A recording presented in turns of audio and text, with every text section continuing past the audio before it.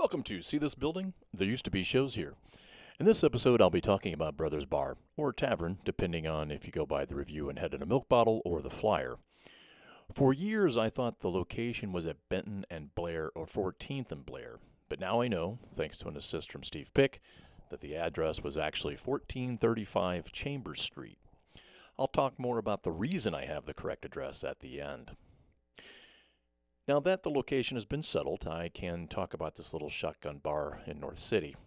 John Green found this spot and did at least 4 shows there. I only have flyers for 2, though, the Rhythm Pigs and Reptile House. I couldn't find a flyer for Damen or Mortal Micronots. And the more unbelievable one, Flaming Lips. In fact, I had totally forgotten about Flaming Lips playing there until this very moment. So that makes 5 shows in a short 2 months over the summer of 1985. I even had one of their shirts from Flaming Lips that I've since sold on eBay. I don't remember if White Suburban Youth opened for them. I don't think we did. And I know we didn't play with Mortal Micronots. This was another short-lived venue. It was on the corner where, just like today, it was random buildings interspersed among vacant lots. According to the flyer, it was 21 and over only, but I don't recall that ever being enforced. Otherwise, many of our friends would not have been able to get in the door.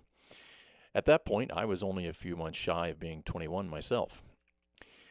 It was a trip to play there, to say the least, because it was literally just a Hoosier bar in North City, and in 1985, it wasn't exactly normal to see punk rockers out and about there. Luckily, at this place, unlike Turner's, the locals didn't want to kill us.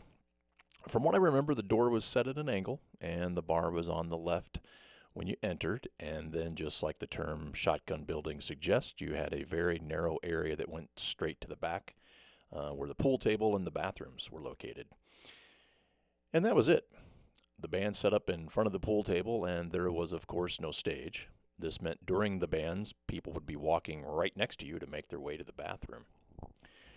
For me, the best show of the bunch was Reptile House from Baltimore. They had one 7-inch at that point. I still have my copy today. At the time, London May was playing for them. He told me at the party after the show that he had been asked to play with Sam Hain and would be joining them when they got back from tour. I'll read you the review written by Jim Agnew from his zine Head in a Milk Bottle. I really wish I could pull off the energy that Jim had and would have used when telling you about these shows in person.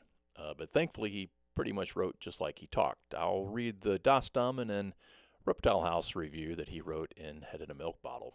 The first one for Das Damen, White Suburban Youth, Steve Pick Experience, and Isolated Youth. He says, let's see, how do I say this without being too offensive? Ever wish you'd stayed home? The 3 local bands were simply awful. Das Damen are from New York and were great, but played early and only for about 30 minutes. That's it.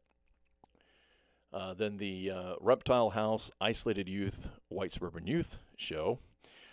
He says, Isolated Youth were not quite as bad tonight, but still are real generic thrash. Come on, guys, throw away your White Suburban Youth t-shirts and develop your own style. White Suburban Youth played next, and were also better than the Das Damen blowout. So apparently we had improved over a couple of weeks, at least in his eyes. Reptile House were real cool, playing a weird butthole surfer type music. They hail from Baltimore and have a pretty neat style on Discord. They suffered on the PA vocal problems, but their music was blazing. Don't miss them next time around. So that's what Jim Agnew had to say in Head in a Milk Bottle. I don't think Reptile House made it back. I think the singer's band Lungfish did come back and play at some point in the 90s. Other than those 2 shows and Rhythm Pigs, I can't say I remember much of the other 2, Flaming Lips or Mortal Micronots from Lawrence, Kansas. I do remember the Micronauts had a cool van. It was either a mid-60s Econoline or a Dodge A100. I'm leaning towards it being a Dodge A100. Mostly what I remember about Rhythm Pigs is I think they ended up staying at the apartment of my friend Townsend in New City. I could be totally misremembering that, but I think it happened. Now, this leads me to something I wanted to discuss about the summer of 1985. To me, it was the best and last great summer in St. Louis. Now, don't get me wrong. The years after 1985 with Ultraman were great, and there was a lot of great stuff that I got to do, but there was something special about that summer of '85. It was never really the same after a lot of people moved away for good. I spent that summer hanging out at Townsend's apartment nearly every night. It was nonstop chaos and laughter. I don't know that I have laughed as hard and as often as I did that summer. Another observation I had is that White Suburban Youth had only been playing out for a little more than a year at this point. And even though we didn't get a lot of shows prior to 1985, things did start to get better over that time. We went from practicing and writing every week in Rob Wagner's house to playing shows and parties pretty much all the time. We were thrust directly into the scene. It has struck me, doing these stories, how much did happen in such a short period of time and how much we grew as a band, even if we sucked more often than not, most likely. But without those shows, Ultraman most likely never would have existed.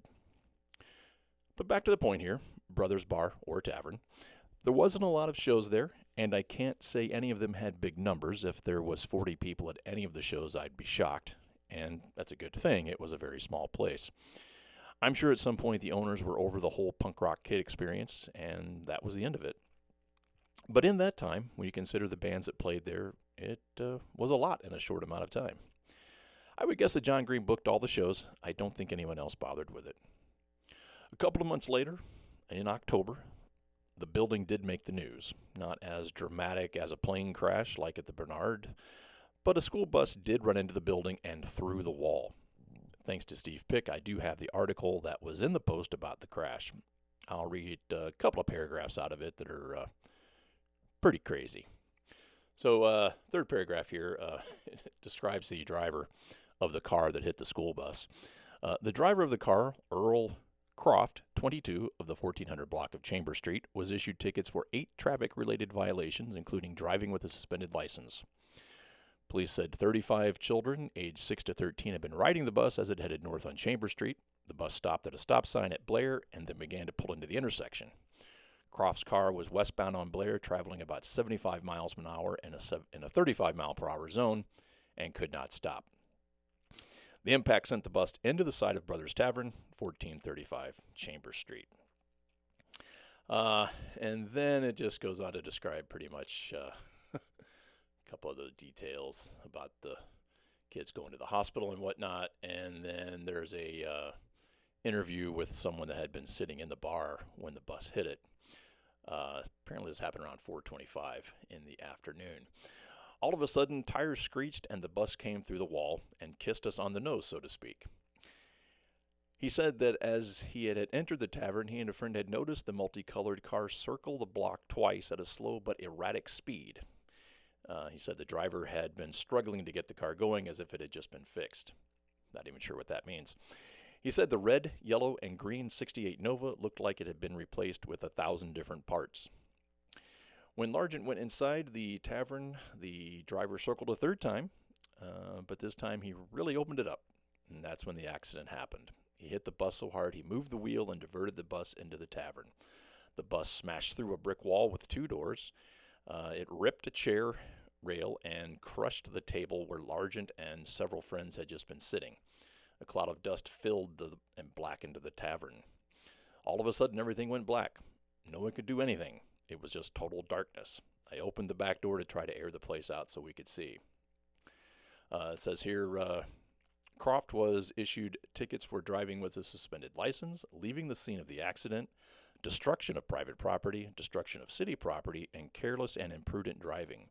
He was also cited for driving a vehicle that lacked a state license, state inspection, or a city license.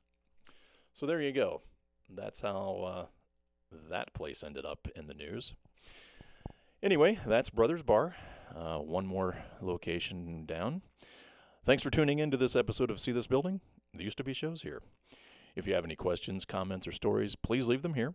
And also, as always on the YouTube, please like and subscribe and tell your friends. Thank you.